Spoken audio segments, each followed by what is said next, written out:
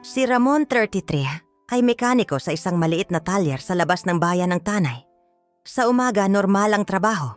Change oil, palit gulong, tune-up. Pero tuwing gabi, ibang klase ang dumadating na sasakyan. Mga SUV na may sobrang tinted na bintana, pick-up na puro putik, at mga lumang kotse na amoy dugo't gasolina. At bawat gabi, unti-unti niyang napapansin ang isang pattern. Lahat ng sasakyang lumalapit tuwing hating gabi, may nakaukit na kakaibang simbolo sa ilalim. Parang mga ukit na kandila.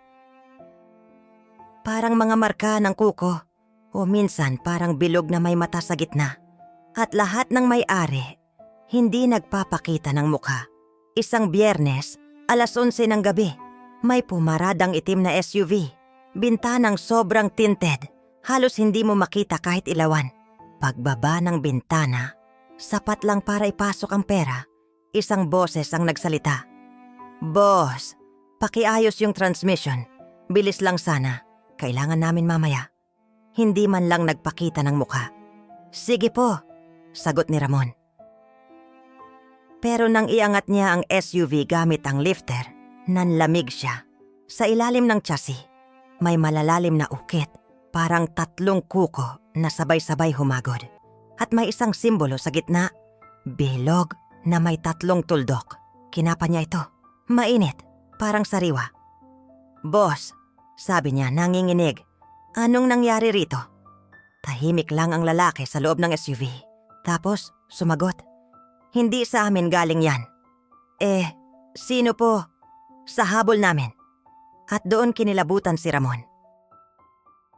Kinabukasan inusisa niya ang iba pang sasakyan na pumapasok paggabi. Luma man o bago, may iisa silang kakaibang katangian.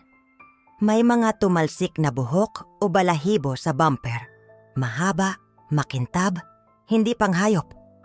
Tinanong niya ang katrabaho niyang si Totoy. "Pare, napapansin mo to? Anong klaseng hayop ang may ganitong balahibo?"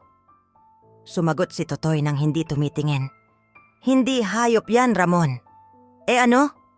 Mas mabuti nang hindi mo malaman. At hindi na ito nagtrabaho paggabi. Iniwan niya silang lahat. Linggo ng gabi, bumalik ang SUV. Mas mabilis ang dating, mas mabigat ang takbo, at may tumutulong pulang likido sa likod. "Boss!" sigaw ng may-ari mula sa loob. "Paki-check ang ilalim! Bilis!" Nang yumuko si Ramon, muntik siyang umurong.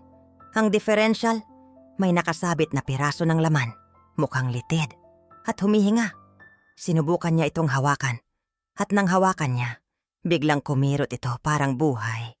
Napaatras siya, napasigaw. "Boss, ano to?" Sa loob ng SUV may sumagot na ibang boses. Mas mababa, mas malalim, parang galing sa hindi tao. "Huwag mong gagalawin ang trophy." Pagkatapos nun, hindi na mapakali si Ramon. Nagbabantay siya ng bawat sasakyan, bawat marka, bawat simbolo. At isang gabi napansin niyang lahat ng dumadating na kotse nagkikita-kita sa iisang direksyon pag-alis. Palaging paakyat ng bundok, papunta sa isang lugar na hindi kilala sa mapa. "Camp? Hunting club?" tanong niya. Pero isang lalaki naka-hoodie sumagot habang binabayaran siya. "Hunting, oo. Pero hindi hayop."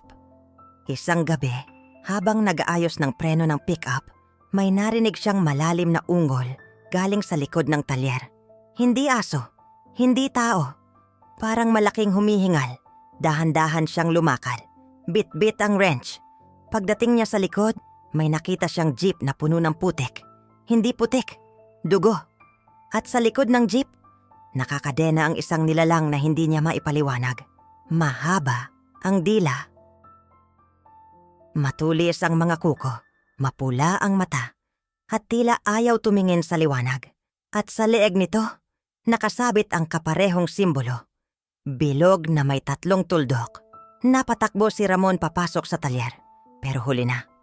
May 3 lalaking pumasok, nakaitim, pare-parehong nakatakip ang muka. "Boss," sabi ng isa, "wala kang nakita." "Ha, hindi?" "Wala kang narinig." "Hindi kayo tao." Ngumiti ang lalaki. Hindi kami basta tao at hindi basta hayop ang hinahabol namin. Lumapit siya. Mga aswang. Yan ang nilalang sa likod. Nalaglag ang wrench ni Ramon. At kami, sabay tanggal ng lalaki ng maskara. Maputla, mahaba ang ngipin, hindi pangkaraniwan. Kami ang Hunter family. Naisara nila ang jeep. Umalis sila ng walang bakas. Iniwan nila si Ramon na nanginginig sa gitna ng talyer. Pero sa sahig ng workbench, may nakita siyang isang papel na hindi niya alam kailan nalaglag. May nakasulat. Hindi lahat ng aswang masama. Hindi lahat ng hunter mabuti. Mag-ingat ka, Ramon.